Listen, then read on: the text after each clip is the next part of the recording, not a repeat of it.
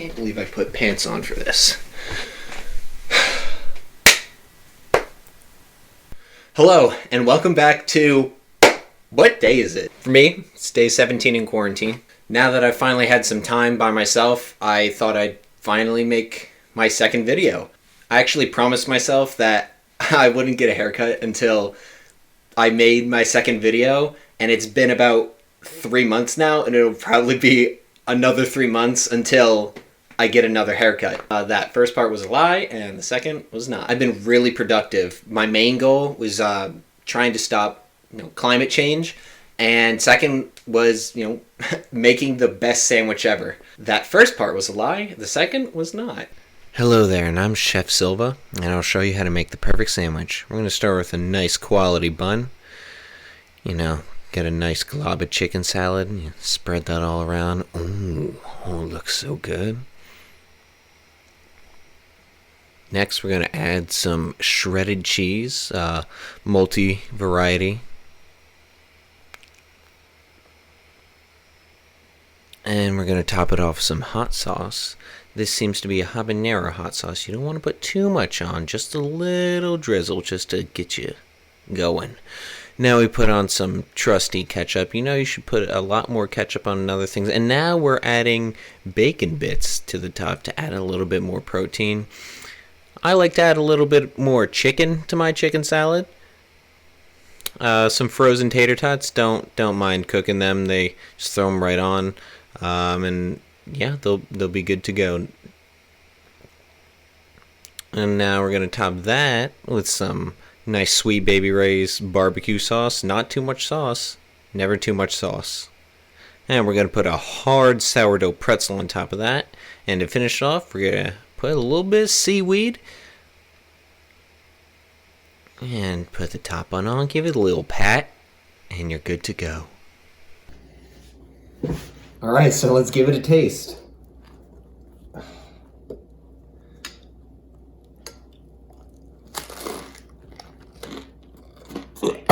In all seriousness, I've been doing what most people have been doing and turned into a potato. Just watching, as much Netflix and Amazon and HBO and all that stuff as I possibly can. So I thought it'd be a good idea to kind of give you what I've been watching and my recommendations. All the shows and movies I'll be talking about today can be found on the most popular streaming services like Amazon, HBO, and of course Netflix. First movie I watched was Booksmart. We haven't done anything. We haven't broken any rules. Name one person whose life was so much better because they broke a couple of rules. Picasso. He broke art rules. Rosa Parks. Name another Susan B. Anthony.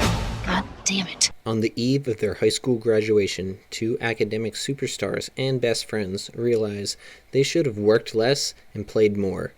Determined to not fall short of their peers, the girls try to cram 4 years of fun into one night. It was directed by Olivia Wilde, and it's her debut feature film. I really enjoyed this movie.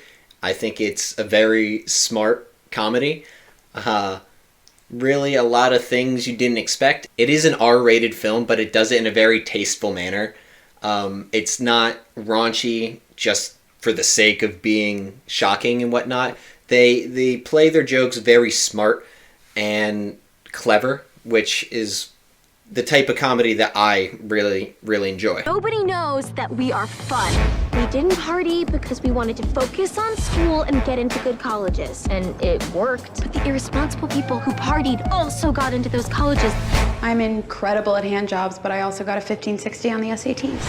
The score really caught me by surprise because it is about these two girls who are very straight edge.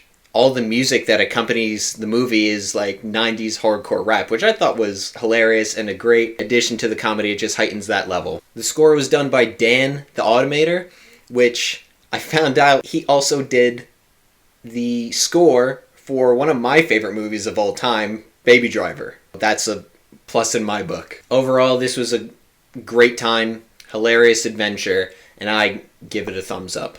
So I rented Booksmart on Amazon for, I believe, $3.99, so I really recommend giving this a try, even though it is a little bit of change out of your pocket, but it's well worth it. Next movie we're going to talk about is Good Time. This is a story of two brothers that try to rob a bank. One of them gets caught, and now it's up to Connie to free his brother from a terrible corrections facility because he's certain he won't survive the night.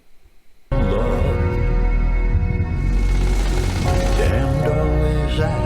need another 10 grand. You get another 10 grand, your brother will get out. Directed by the Safdie brothers.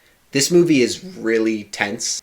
And if you've seen Uncut Gems, it's a very similar tone where it's people put in bad situations and then they find a way out, or they have an opening and they don't take it and just get deeper and deeper and deeper into the rabbit hole. It really keeps it exciting and keeps you engaged through the whole movie, which I found very gratifying. Next. You're incredible, do you understand? Yeah. I'm serious. You think I could have done that without you standing next to me being strong? Are you feeling this? Are you feeling the cause I'm feeling right now? Yeah, I'm cold. You cold? Yeah. Let's get to Virginia, man. Robert Pattinson is a fantastic actor in this movie. I know he gets a bunch of shit from all the Twilight movies he did, but he made a ton of money off of that, which kind of gave him the opportunity to make smaller movies like this one. And like I said, if you like tense thrillers and dramas, this is a really good movie to check out. I watched this one on Netflix, so everyone knows Netflix is free, so go give it a watch. The last thing I watched was a TV series called I'm Not Okay With This. Dear Diary,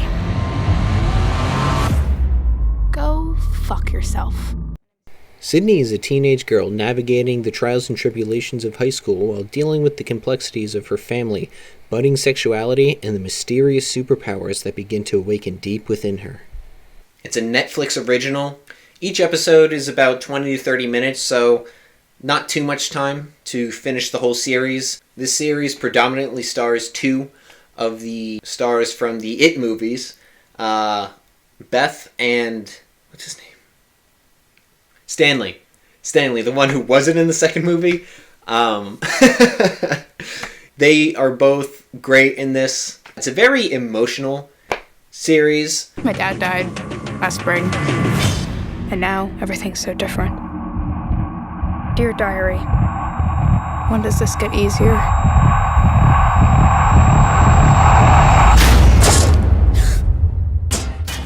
I'd categorize this TV series as like a dark comedy drama.